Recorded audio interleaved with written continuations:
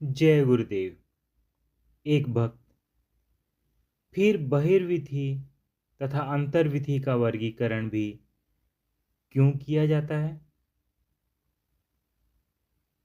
महाराज श्री, यह वर्गीकरण नहीं, केवल विषय को समझाने के लिए एक ही मार्ग के अंतर्मुखी तथा बहिर्मुखी आधार पर विभाजन है। एक ही मार्ग ऊपर से नीचे उतरता हुआ अंतर में इंद्रियों तक जाता है, जिसे बहिर्विधि कहा जाता है, जो जगत में जाकर सर्वत्र फैल जाता है। फिर वही एक मार्ग इंद्रियों के द्वारा लांघ कर आत्मा की ओर बढ़ने लगता है, जिसे अंतर्विधि कहा जाता है। जीव के उस यात्रा क्रम को बहिर्विधि की यात्रा तथा अंतर्विधि की यात्रा क्रम कह सकते हैं। वापस लौटते समय साधन क्रम अंतर्मुखी होते हुए भी जब तक वृत्ति की अंतर्मुखी स्थिति उदय नहीं हो जाती, तब तक वह बहिर्विधि में ही है। जब तक साधक की साधन यात्रा बहिर्विधि में अंतर्मुखी चलती रहती है, तब तक उसके साधन की निरंतरता व्यवहार को साथ लेकर चलने में ही संभव है। तब तक प्रारब्ध के परिणाम उसे व्यवहार के लिए बाध्य करते रहते हैं। अतः साधक को अध्यात्म लाभ के लिए अनासक्त कर्म करना होता है, किंतु यह कर्म भावनात्मक समर्पण के आधार पर टिका होता है। तभी उन कर्मों का संस्कार संचय नहीं हो पाता। प्रारब्ध क्षय के साथ साथ साधक का साधन क्रम अंतर्विधि के समीप पहुंचता जाता है। अंतर्विधि में जाकर उसका बचा हुआ प्रारब्ध भी क्षीण होने लगता है तथा व्यवहार भी छूटता जाता है। साधन की निरंतरता एक ऐसी शक्ति है जो विषय विकारों के चित्त प्रवेश के लिए तनिक सा भी छिद्र नहीं छोड़ती। सुनार के ठक ठक की तरह हर सांस साधन की चोट पड़ती रहती है। निरंतरता एक ऐसा संबल है जिसको साधक यदि थामे रहे तो हर संकट तथा कठिनाई से पार हो जाता है। निरंतरता एक ऐसा जहाज है जो अनंत एवं अथाह सागर की छाती को चीरता हुआ साधक को परले किनारे जा उतारता है। एक भक्त पर निरंतरता स्थिर क्यों नहीं रह पाती? बार बार साधन खंडित क्यों हो जाता है?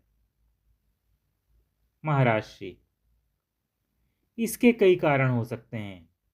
सबसे प्रथम कारण है लगन का अभाव। जब लगन कमजोर होती है तो जगत के अन्य विषय तथा परिस्थितियां महत्वपूर्ण बन बैठती हैं। मन कई प्रकार के बहाने बनाने लगता है, कई व्यवस्थाएं खड़ी हो जाती हैं। परिणाम यह होता है कि साधन में खंड पड़ जाता है। एक भक्त किंतु कई कारण ऐसे होते हैं जो वास्तविक होते हैं। महाराज श्री, कारण वास्तविक हो या अवास्तविक, किंतु किसी कारण से साधन की निरंतरता में खंड नहीं पड़ता। मन की शिथिलता से खंड पड़ता है। यदि मन अपने लक्ष्य पर टिका रहे तो कारण कैसा भी हो, साधन निर्बाध गति से चलता रहता है। दूसरा कारण है प्रमाद, मन की जड़ता। यह कारण साधकों को प्राय घेर लेता है। जब परिस्थितियां तथा समय अनुकूल हो, साधन न करने का कोई भी कारण नहीं हो, किंतु मन में जड़ता हो, तमोगुण की अधिकता हो, तो शरीर स्वस्थ होने पर भी मन चाह कर भी साधन नहीं कर पाता। पड़े रहने का मन करता है, कल कर लेंगे, आज रहने दो, ऐसे बहाने बनाने लगता है। प्रायः साधक लगन के अभाव तथा मन के प्रमाद के रोगी हो जाते हैं, जिससे साधन की निरंतरता भंग कर लेते हैं। किसी रोग की असह्य पीड़ा हो तो बात भिन्न है, अन्यथा सामान्य रोग या व्याधि को तो मैं निरंतरता भंग का कारण नहीं मानता। मेरा अनुभव यह है कि रोग के समय क्रियाएं भी अधिक होती हैं तथा मन भी अच्छा लगता है, किंतु सामान्यतया साधारण सा रोग हो जाने पर भी साधन नहीं करने का बहाना बना लिया जाता है।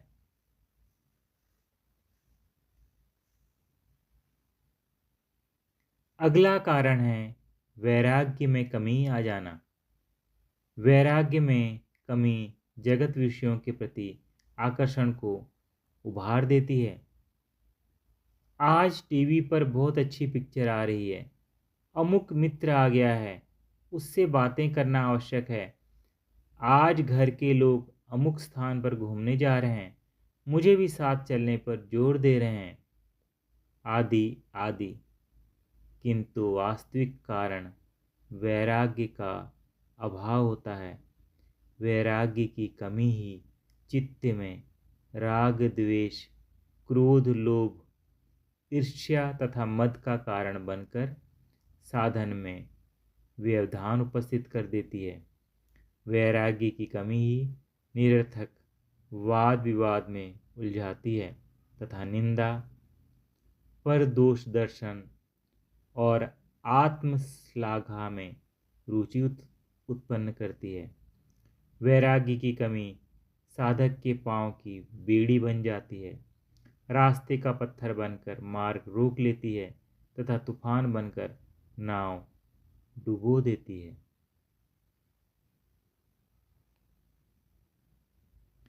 साधन की निरंतरता भंग करने का अगला कारण है अधीरता। जब साधक शीघ्रातिशीघ्र उन्नति प्राप्त करना चाहता है, अधीर हो जाता है, किंतु वांछित उन्नति प्राप्त नहीं कर पाता, तो मन में निराशा छाने लगती है, धीरज टूटने लगता है, उत्साह भंग होने लगता है, जिससे साधन की निरंतरता भंग होने लगती है। इसका उपाय यह है कि साधन के परिणाम पर लक्ष्य रखा ही नहीं जाए तथा अपने आप को उत्साहपूर्वक साधन करने तक सीमित कर लिया जाए। इसके अतिरिक्त साधन की उपयोगिता पर संशय हो जाना, गुरु अथवा इष्ट पर अश्रद्धा हो जाना इत्यादि कई कारण हो सकते हैं। एक वक्त मेरे विचार में चित्त में विरोधी संस्कारों का उदय हो जाना मुख्य कारण है। क्या ऐसा नहीं है? महाराज जी, तुमने ठीक कहा। चित्त में विरोधी संस्कारों के उदय हो जाने पर उपर्युक्त कारणों में से कोई भी कारण खड़ा हो सकता है। यह मुख्य कारण तो है ही, इसके अतिरिक्त भी साधक की असावधानी के कारण भी ये सभी या इनमें से कोई कारण साधन की निरंतरता भंग कर सकता है। एक वक्त जब चित्त की ऐसी अवस्था उदय हो जाए जिसमें कोई कारण प्रकट हो जाए, साधन की निरंतरता भंग करने लगे, तो उस समय क्या करना चाहिए?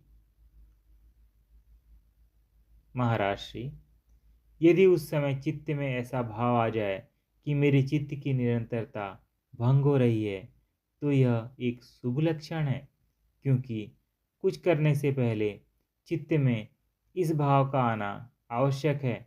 फिर प्रयत्न भी होने लगते हैं, मार्ग भी सूझने लगते हैं तथा ईश्वर की कृपा भी प्राप्त होने लगती है। सत्वगुण की वृद्धि के साथ अंतर्विधि में दैत्य विरोधी शक्तियां प्रबल होने लगती हैं। वहीं अंतर शक्ति द्वारा क्रियाओं के माध्यम से संस्कारों तथा वासनाओं के क्षय होते जाने से अंतर्दैत्य दुर्बल होते जाते हैं। अंततः दैत्यों का सफाया हो जाता है तथा चित्त पर अंतर शक्तियों का राज्य स्थापित हो जाता है, जो आत्मस्थिति की प्राप्ति हो जाने पर्यंत चलता रहता है।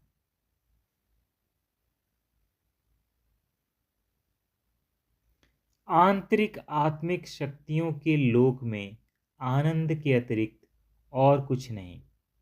यह लोक स्वर्ग सुखों से भी अधिक सुखदायी है, जहाँ अभिमान, ईर्ष्या, द्वेष, निंदा, जुगुप्सा नाम मात्र को भी नहीं। इस लोक में प्रवेश पा लेने पर मनुष्य अपने आप को कृत्य कृत्य समझने लगता है। उसका इष्ट उसके समक्ष उपस्थित होता है। जिन सीमाओं के बंधन में जीव जकड़ा है, वह बहुत शिथिल हो जाती है। उसके रहन सहन में स्वाभाविक पवित्रता उभर आती है। उस लोक में चारों ओर आनंद प्रसारित है, प्रकाश व्याप्त है, तीनों कालों का ज्ञान है एवं बंधन रहित उन्मुक्त वातावरण है। वहाँ कोई किसी से द्वेष नहीं करता, घृणा नहीं करता, वैर भाव का नाम नहीं। जय गुरुदेव।